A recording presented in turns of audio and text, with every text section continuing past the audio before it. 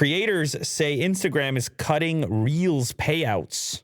Meta announced the Reels bonus payout program back in July. Why weren't we doing Reels? We should have put clips over there. We could have made some money. Well, yeah, it was like mega money. Mega? Mega lotto. You sound like Kim.com right now. It was apparently really lucrative. We were talking about it, right? We must have talked. We probably talked about it. Yeah. Creators making money using Instagram Reels say their payouts have been slashed in recent weeks, and target metrics for monetization have ballooned. According to Financial Times, payments are down as much as 70% per view, and videos need millions more views for creators to get paid. The Reels Play bonus program, announced in July, offers financial rewards to creators who post on Reels, Instagram's TikTok-style short-form video clone. Payouts range from $600 to as much as $35,000 if videos hit a target view count, but creators expressed confusion over how payments and goals were determined. The bonus program is part of a promise by Meta, which owns Instagram, to pay $1 billion to creators through 2022. One creator told the Financial Times that their personal threshold for getting paid up to $35,000 had gone from 58 million views to 359 million views. This is, I'm not surprised. You and I have talked extensively.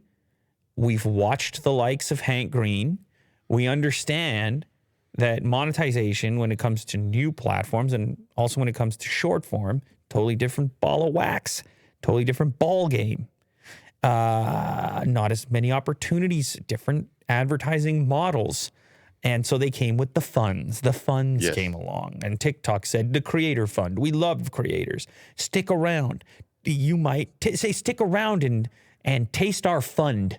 You might be the next lucky. You might be the next big TikTok star. Instagram said, we've got a fund too. YouTube said, ever heard of Shorts? It's got a fund. And they started distributing funds from their fund. But they never really did the full out YouTube style rev share. Beautiful thing. Beautiful relationship that takes place between creators and advertisers and YouTube or Google as a whole. And I say that it's beautiful because it launched so many things that I like.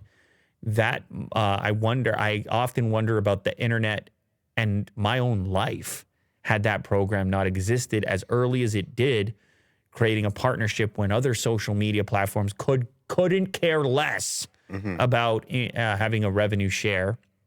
And yes, there were influencers, and yes, people created businesses because they reached audiences and sold their own sponsorships. But there's so many others that really launched off of this creator program on YouTube.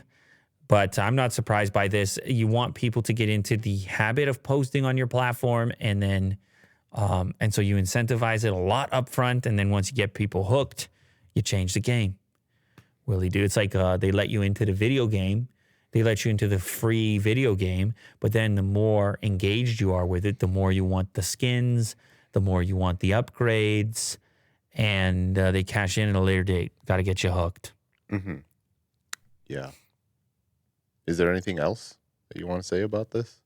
I guess it's pretty self-explanatory. Yeah, I'm not surprised. That's it. I'm not surprised. That's why the fund thing is more volatile, because they're not really telling you. These are numbers that move around. They're not necessarily commensurate with actual revenue, which is why in the case of the partnership program at YouTube, it's like you see the payout, you know exactly how much YouTube made, exactly how much you made, and it wasn't like a one-time or temporary deal, but it's like ongoing business, right? On a per bid basis. It's much more transparent than these funds where these metrics can move and shift. Yeah, as more creators join in. Yeah, the fund stays the same. Distributed. The fund stays the same in terms of scale.